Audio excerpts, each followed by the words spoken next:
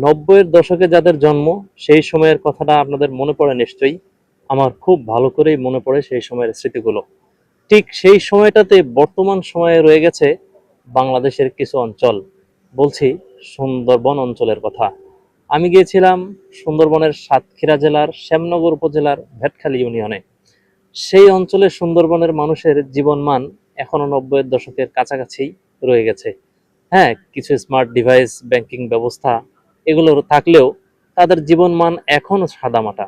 মনির ভাই আমার সহকর্মী, তেনার ভাই সুন্দরবনের ভিতরেই কাজ কারবার করে।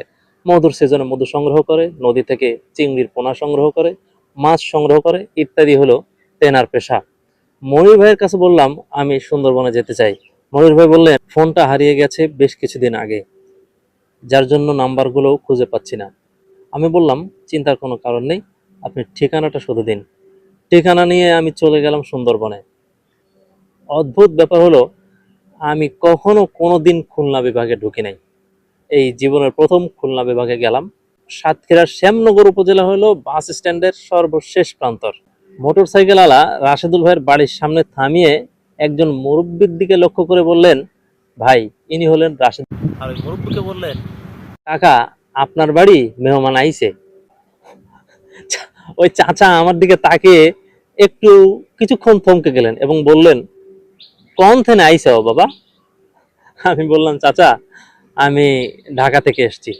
তো বলল, কি জন্য আইছে ও বাবা? আমি বললাম, চাচা রাশেদুল ভাই কি আপনার ছেলে? বললো, হ্যাঁ ও তো আমারই বিটা। আমি বললাম, ওনার সাথে আমার একটু দরকার ছিল, সেই জন্য আমি আসছি ঢাকা থেকে। বললো, ও আচ্ছা, তা আইসো, বাড়ির পরে আইসো। তো আমি কিছু উপহার নিয়ে গিয়েছিলাম, যেহেতু নবী আলাইহিস সালামের সুন্নাহ এটা।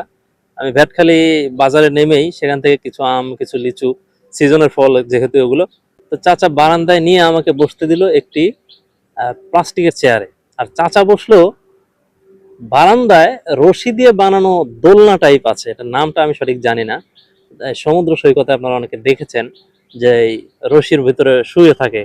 হ্যাঁ, ওই রকম একটা জিনিসের মধ্যে চাচা বসলেন বারান্দায়, মোটরসাইকেল আলাতে নিয়ে বসলেন। তো আমাকে জিজ্ঞেস করলো, বাবা কি জন্য আইছো? আমি বললাম, চাচা আমি আসলে মধু নিতে আসছি এবং সুন্দরবনের ভিতরটা আমি একটু ঘুরে দেখবো, 2-4টি ভিডিও বানাবো, সেই উদ্দেশ্যে আসলাম। চাচা বলল, আচ্ছা ঠিক আছে বইসো, আমার বিটা তো জঙ্গলে গিয়েছে একজন, আর একজন গিয়েছে মেহমান বাড়ি, তা আসতে দেরি হবে না। আমি বললাম ঠিক আছে, কোনো অসুবিধা নেই। আমি রাশেদুল ভাইয়ের ফোন নম্বর সংগ্রহ করলাম, ফোন দিলাম। রাশেদুল ভাই বললো, আমি মেহমান বাড়ি আসছি, আমার যাইতে একটু দেরি হবে। ভেটখালী ইউনিয়নে যে ভেটখালী বাজার, তার ঠিক গা ঘেঁষে চলে গেছে একটি ছোট নদী, এবং সেই নদীর গা ঘেঁষে রাস্তা।